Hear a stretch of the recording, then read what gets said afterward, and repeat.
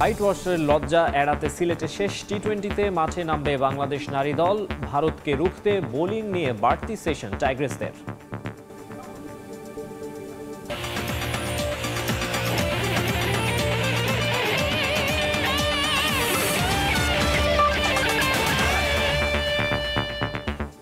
বিশ্বের নানা প্রান্তের খেলাধুলার খবর নিয়ে আমাদের নিয়মিত আয়োজন খেলার সময়, আর এই আয়োজনে আপনাদের সঙ্গে আছি আমি মাকসুম আলম খান। এবারে ক্রিকেটের খবর। একদিন বিরতির পর আবারও মাঠের অনুশীলনে নামছে বাংলাদেশ। চট্টগ্রাম মিশন শেষ করে গতকালই ঢাকায় পৌঁছেছে টাইগাররা। সিরিজের বাকি 2 ম্যাচ মিরপুরের হোম অফ ক্রিকেটে। 5 ম্যাচ সিরিজের প্রথম 3 ম্যাচেই জিতেছে স্বাগতিকরা। টি-20 সিরিজটাও ইতোমধ্যে নিজেদের করে নিয়েছে তারা, কিন্তু দলের সামগ্রিক পারফরমেন্সে খুশি নয় খোদ টিম ম্যানেজমেন্ট। দলের বোলিং মোটামুটি হলেও ব্যাটারদের উপর এখনও আস্থা রাখতে পারছেন না কেউই।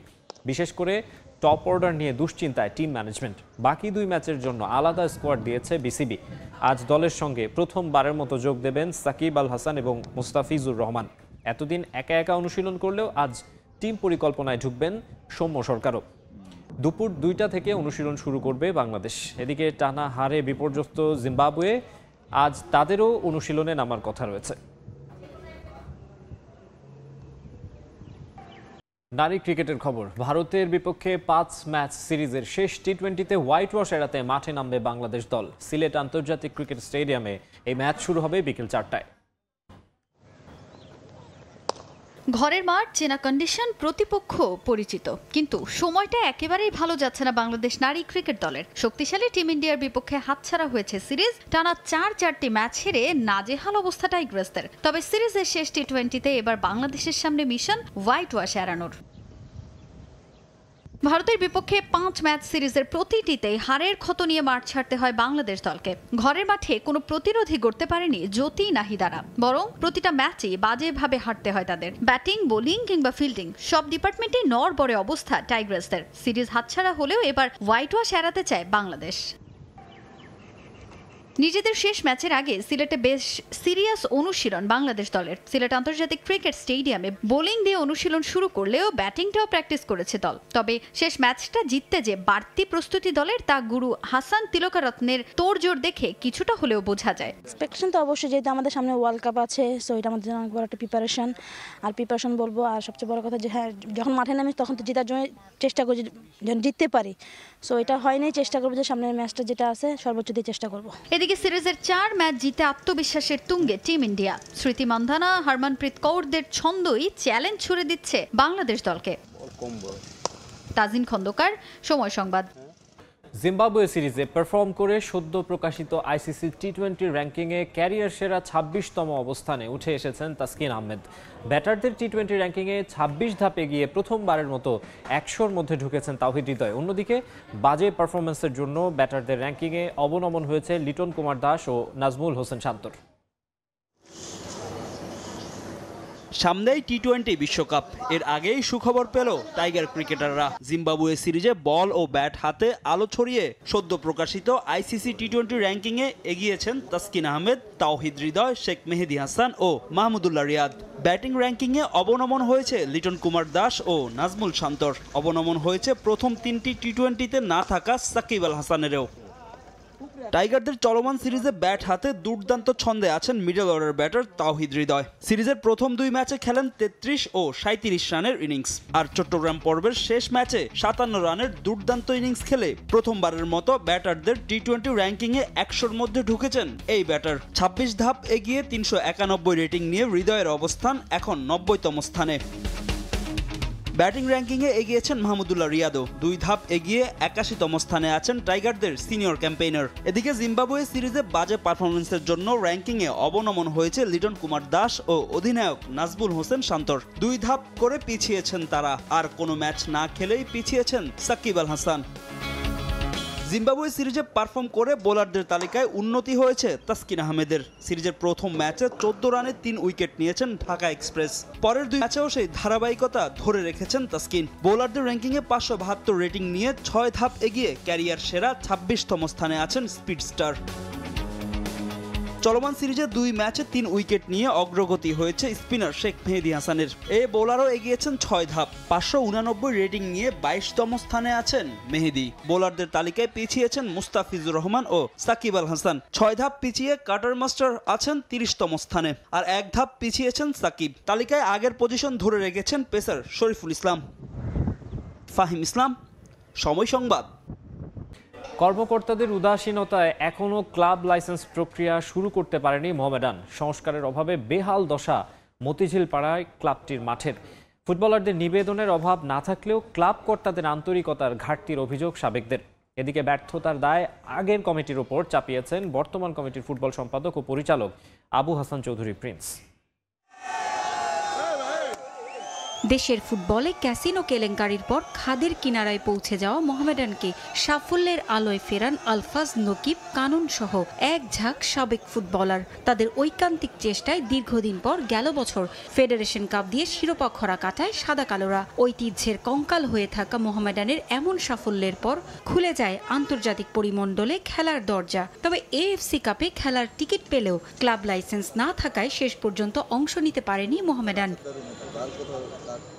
আন্তর্জাতিক মঞ্চে খেলার লাইসেন্স না করেই পেশাদার লিগে নিয়মিত অংশ নিয়ে আসছে ৮৮ বছরের পুরনো ক্লাবটি। ক্লাব কর্তাদের হুঁশ না ফিরলেও ১ বছরের মধ্যে ৩টি আসরের ফাইনালে উঠে নিজেদের অপ্রতিরোধ্য যাত্রার আভাস দিয়েছে ফুটবলাররা। তবে মাঠে ফুটবলাররা চেষ্টা করলেও লাইসেন্স করার খবর নেই ক্লাব কর্তাদের। ক্লাবের এমন অপেশাদার আচরণে হতাশ ক্লাবটির সাবেক কোচ ও ফুটবলার হাসানুজ্জামান বাবলু। এতদিন যাবৎ মডার্ন ক্লাবে লাইসেন্সিং হয় নাই, এটা আমাদেরকে কষ্ট দেয়, আমাদেরকে কষ্ট দিয়েছে। আমরা আশা করব যে আগামীতে কর্তৃপক্ষ এই দিকটাতে বিশেষ করে নজর দিবেন। আমাদের লাইসেন্সিং সিস্টেমে যেতে হয়, তাই এগুলোর পূর্ব শর্তই হচ্ছে যে একটা সুন্দর মাঠ থাকতে হবে, একটা সুন্দর ট্রেন্ড থাকতে হবে।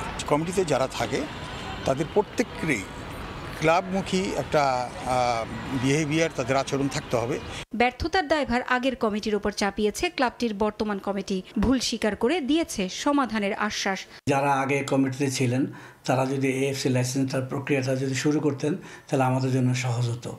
তো আমরা চেষ্টা করতেছি এই বছর না আগামী বছরের মধ্যে আমরা এএফসি লাইসেন্সটা করব।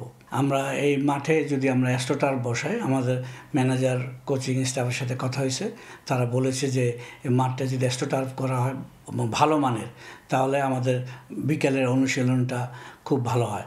তো আমরা চেষ্টা করতেছি, আমাদের প্রেসিডেন্ট, মাননীয় প্রেসিডেন্ট এবং আমাদের ফুটবল চেয়ারম্যানের সাথে এই ব্যাপারে বসবো। আশা করি আগামীতে অ্যাস্ট্রোটার্ফটা মাঠ করতে পারবো। সে সঙ্গে মাঠ সংস্কারেরও আশার কথা শুনিয়েছেন এই কর্মকর্তা। স্বাধীনতার এত বছরেও আধুনিক সুযোগ সুবিধার নিজস্ব একটি মাঠ তৈরি করতে পারেনি মোহামেডান। বিভিন্ন সময়ে ক্লাব কর্তাদের উদাসীনতার বলি হয়েছে সাদা কালোরা।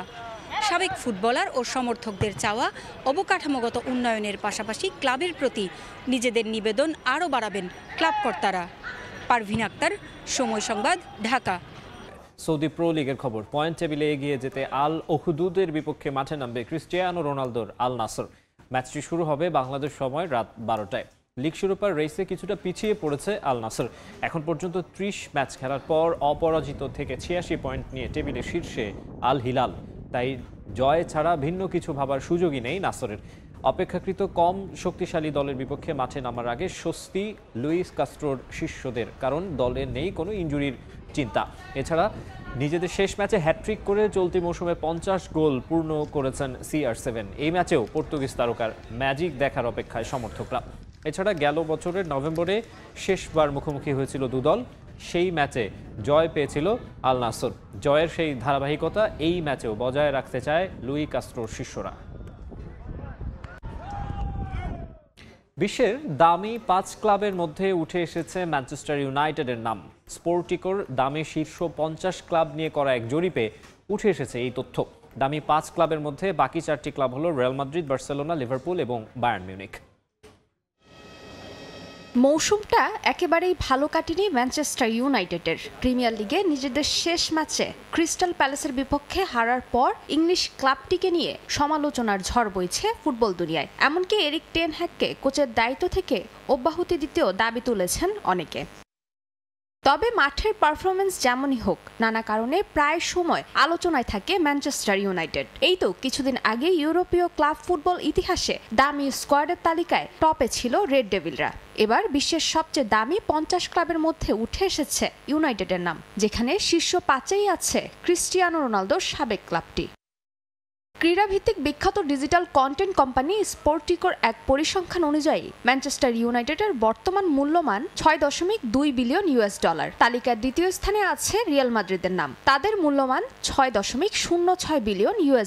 $5.28 নিয়ে 3-এ আছে লা লিগার আরেক ক্লাব বার্সেলোনা, $5.11 বিলিয়ন নিয়ে 4-এ লিভারপুল এবং 5ম স্থানে বুন্দেসলিগার ক্লাব বায়ার্ন মিউনিখের নাম, তাদের ভ্যালু $4.8 বিলিয়ন। তবে শীর্ষ 10-এ নেই সিরিয়ার কোনো ক্লাব। মূলত স্পোর্টিকো ক্লাবগুলোর মূল্য নির্ধারণ করেছে স্পন্সরশিপ, বিজ্ঞাপন, সম্প্রচার, ম্যাচ ডে এমন বেশ কয়েকটি ক্যাটাগরির ভিত্তিতে। ক্লাবের আয় এবং হাই প্রোফাইল ফুটবলারদের ওপর ভিত্তি করেও এই তালিকা তৈরি করা হয়েছে। এদিকে শীর্ষ 50 ভ্যালুয়েবল ক্লাবের তালিকায় 20টি লিওনেল মেসি মেজর লিগ সকারের। 15 নম্বরে থাকা লস অ্যাঞ্জেলস এফসির মূল্যমান $1.15 বিলিয়ন। শীর্ষ 20-এ আছে ইন্টার মায়ামি, এলএ গ্যালাক্সি এবং নিউ ইয়র্ক সিটি এফসিও। বিশ্বের দামি 50 ক্লাবের মধ্যে প্রিমিয়ার লিগের ক্লাব আছে 9টি, লা লিগার ক্লাব রয়েছে 3টি, আর সিরিয়া ক্লাবের মধ্যে 11তম স্থানে আছে ইউভেন্টাসের নাম, তাদের মূল্যমান $1.77 বিলিয়ন। ইন্টার মিলান আছে 14তম স্থানে, যাদের ভ্যালু $1.2 বিলিয়ন। ফারজানা জাহান প্রিয়া, সময় সংবাদ। খেলার সময় শীর্ষ সংবাদ জানিয়ে দিচ্ছে আরেকবার। হোয়াইট ওয়াশের লজ্জা এড়াতে সিলেটে শেষ টি-20তে মাঠে নামবে বাংলাদেশ নারী দল। ভারতকে রুখতে বোলিং নিয়ে বাড়তি সেশন টাইগ্রেসদের।